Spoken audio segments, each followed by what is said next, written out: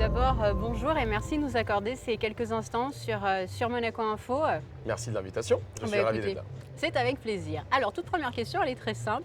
Je voudrais que vous nous expliquiez un petit peu dans quel cadre vous êtes en principauté. Moi, je suis venu parce que je suis nominé à la catégorie Food des Influencers Awards of Monaco. C'est la première fois pour moi.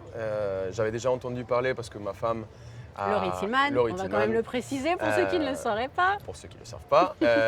C'est vrai qu'elle avait été déjà nommée l'année dernière. Et cette année, on était nommés les deux. On se disait que c'était une occasion fantastique de visiter non seulement la ville et de vivre une expérience unique. Alors comment trouvez-vous la principauté depuis votre arrivée?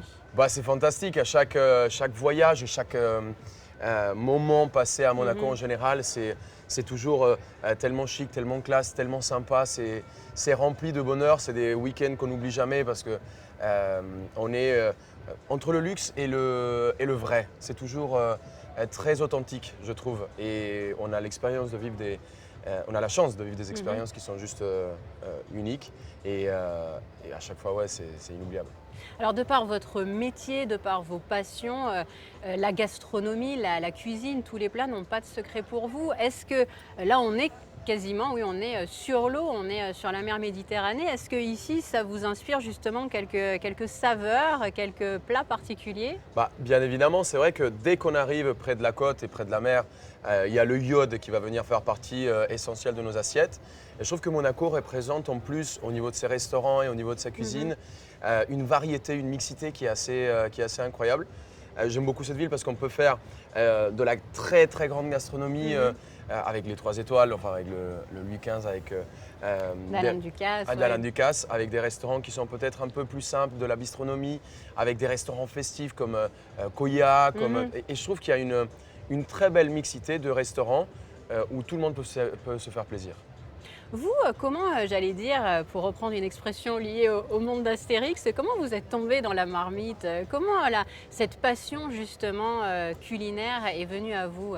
Ça vient de ma mère et mon grand-père. Je me suis rendu compte très petit, je devais avoir 5 ou 6 ans, que le moment de passer à table était toujours un moment de partage. On oubliait les problèmes, on oubliait les prises de tête, on oubliait que l'oncle, le tonton ou le frère ou le machin s'était embrouillé.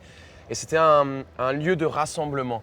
Et c'est ce pouvoir de rassembler les gens, de réussir à réunir, qui m'a toujours passionné. Je trouvais ça fantastique.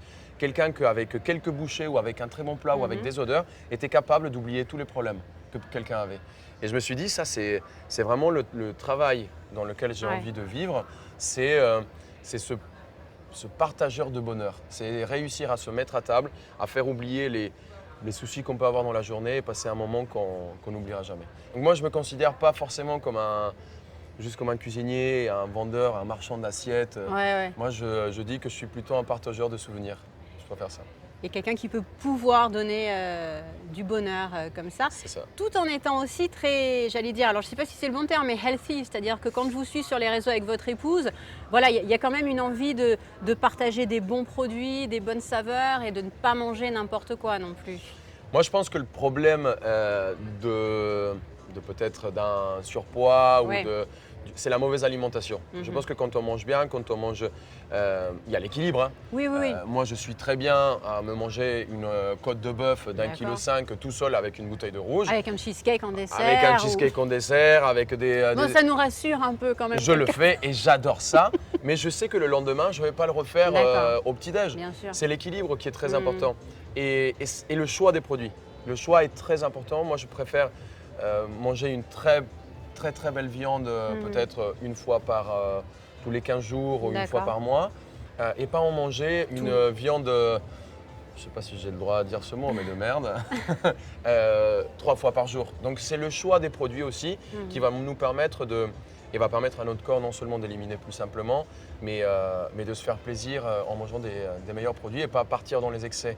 Aujourd'hui, le problème, c'est les sucres qu'on trouve dans la malbouffe. Il y en a partout. Qu'il y en a partout. Donc, c'est le choix des produits et c'est l'équilibre. C'est là l'essence.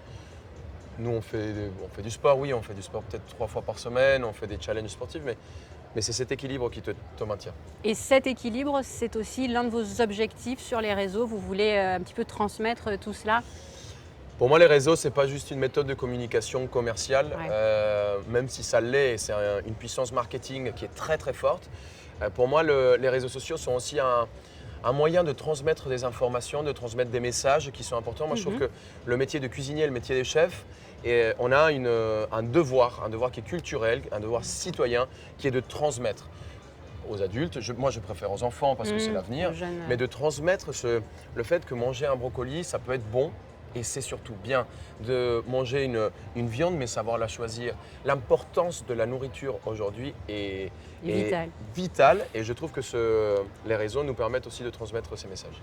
Alors, toute dernière question, comme vous êtes présent sur les réseaux, est-ce que vous suivez aussi d'autres personnalités comme vous? Est-ce que, je ne sais pas, vous avez peut-être croisé José Garcia tout à l'heure, qu'on vient d'interviewer aussi. Est-ce que sur ces Influenceurs Awards, il y a parmi eux des personnalités que vous suivez vous-même sur vos réseaux? Bah, c'est marrant, vous parliez de José et c'est Vous très pouvez me drôle. répondre, Laurie Tillman. Hein. Ah, mais c'est la première que j'ai suivie.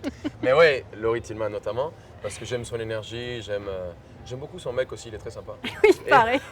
Non, je rigole, mais José Garcia, il y a une anecdote qui est très sympa, c'est que quand je venais, j'ai vu qu'il faisait partie et j'ai regardé son compte Instagram et je me suis rendu compte qu'il me suivait. Ah, Je dis mais c'est génial, Eh oui, c'est c'est génial ça, qu'il ouais. me suive. Et j'ai envoyé un message, j'ai hâte de te rencontrer, on se D'accord. voit au bar pour boire un petit Ou sur un bateau, tequila ou sur un voilà. bateau comme ça. On va se croiser. Et on s'est rendu compte qu'on a beaucoup de choses en commun, notamment le sport, la voile, le kite, et qui est une personne aussi sympathique qu'on voit sur ses réseaux. Donc c'est pas que de l'image, c'est du vrai. Donc José, Laurie, et il y a Just Soul, que je trouve vraiment très drôle, et quand j'ai pas envie de trop me prendre la tête, j'adore défiler ces vidéos, sont assez marrantes. Ok. Eh ben, écoutez, merci beaucoup. Merci de nous avoir accordé Merci. ces instants sur Monaco Info. Merci pour l'invitation. Merci. À bientôt.